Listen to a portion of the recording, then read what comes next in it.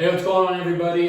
Today we're going to talk about the state of baseball today and how we think there are going to be some injuries when we get back to normal play. Just because there's been so much time off. There haven't really been any games since middle of March, early March, and now it's coming to the end of April. So it's been at least 6 weeks, and we probably won't see any games. And actually, we don't even know how long it's going to be. But we've got issues with hamstrings, arms, obliques, because right now not as many people are running at full speed. Guys aren't swinging at full speed or even swinging at all. Some guys don't have access to play catch or pitch. So we think there are going to be some issues before we get back to playing. Yeah, so you kind of hit it on the head right there, Adam. It's like the biggest issue is that not a lot of guys are doing stuff, right? So you have guys that are sitting a lot. They're not going at game speed as often as they should be, right? So Motosleeve, a company that creates like an arm sleeve that detects valgus loads or torques on your arm, did a study on an indicator on when a lot of guys get hurt, and they've come up with this kind of model here, right? So if we look, what they talk about is we have two different types of workloads that they kind of deemed. Acute being an average of torques put on your elbow over the past 7 days, so the past week. And we have chronic workload, which is the last month, or as they put it, 28 days. Okay, so we have this acute chronic ratio, which they basically come up with. And as you see, right, so if we have an acute, so let's start with our chronic workload, okay? So the past month, let's say, in theory, this is not perfect, but let's say we're throwing 100 throws, right?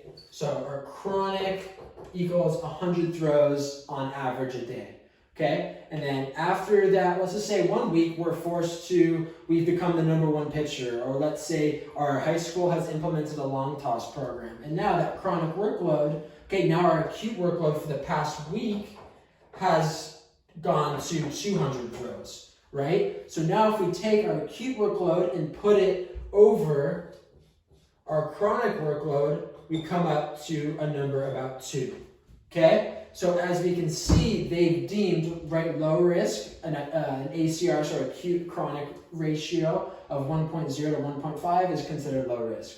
Then we get to a medium risk, which is 1.5 to 2, and then anything over 2 is deemed high risk, right? So if we up that by 2 times the forces in our acute workload like we just did, we're put ourselves at a very high risk of injury, okay? So that's the problem we're going to see, is that a lot of these kids, a lot of these athletes, and even professional athletes are going to be not doing as much as they're going to be expected to be doing once they get back to play, right? So a lot of kids aren't going to be throwing off mounds. They're not going to be throwing 100 of throws necessary to get back on the field in time. So let's say a kid is expected to go play in a showcase in a month, and they haven't stepped on a mound. What are the implications there? They might be able to throw as hard as they normally do because their body's rested or whatever it is, and their body feels good, but they're going to be put at a very high risk of injury, right? Yeah. So I think the biggest thing is, how do we stay away from this? What's the game plan to get ourselves ready to performing at a high level? Because the summer and the fall is so important for a lot of these kids, right? This is the time where they're going to be seen by colleges.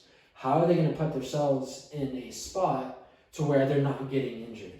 Because if you get injured as a junior or senior, there's only so much more time you can catch back up. So what are we doing now?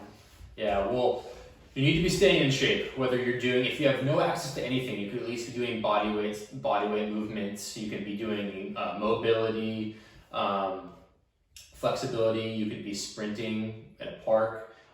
So that's the bare minimum. I mean, you could even be throwing into a net or a wall, bare minimum stuff, taking dry swings.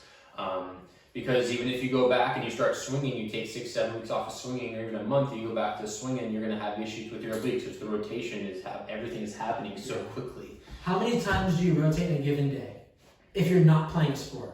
If you're just living life? Right, like, okay, I'm going to rotate over here to grab my PS4 controller, or I'm going to go over here and grab the remote control off the couch. But look, this is not very quick. Yeah, it's not replicating a baseball type movement. So if we do, so we're not even agreeing that you would have a rotational movement in your whole day. Yeah. Right? But when you do, it's not going to be nearly as forceful as trying to hit a home run or trying to show off to 50 scouts in the stands with radar guns. Yeah. Correct?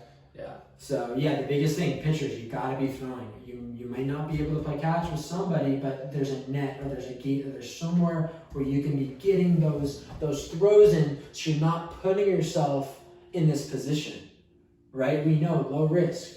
So if you're expected, if you want to be in that low risk, that one, we got to be on our average. We need to be ramping up to whatever you're going to be expected to do at these showcases. If you don't know or don't know what to expect at these showcases, DM us, text us, email us. We'll let you know what to expect. Because even on some of these showcases, it's you throw and you do stuff and you wait around for 2 or 3 hours and you're expected to play in the game. And the next day you come back and you do the same thing. So are you going to be ready for that? This is an unprecedented time.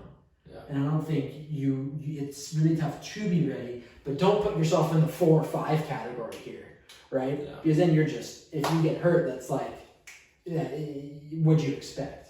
But at least be in that, if you can be in a 1 to 2 range, you're going to be in a better position than a lot of other guys at that showcase or at that game. Yeah, and for your future, because like Aaron mentioned earlier, if you get hurt right now, coming back in June, July, or August, you're going to be out for a while, especially not being able to do stuff in the fall too. So it's super important to be able to go through and get your workouts in. So if you can get some weights on Craigslist for cheap, or we've seen some people building their own weights or being super resourceful. Put some heavy stuff in a backpack. Yeah.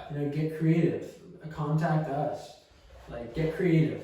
Yeah, but you really need to stay in shape, throwing, hitting, running, because you don't want to come back and put yourself at risk to get hurt and kind of forfeit any amount of time, whether it's a month, 6 months. And as athletes, we have a small window and we can't afford to lose that time, because during this time we were lazy and we weren't staying in shape.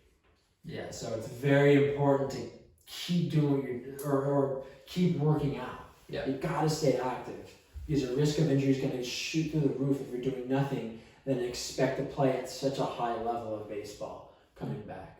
So, yeah, anything else on it? That's pretty much it. Reach out to us, any questions, and then also you should be on a program as these restrictions or bans are lifted. You can start going out. Make sure you're getting back into it. Don't just go out and throw a 50-pitch bullpen. Ease your way off a mound. Right. So that's what we need to do. Same thing with hitting, sprinting, everything. So make sure you're using this time to get better and stay in shape.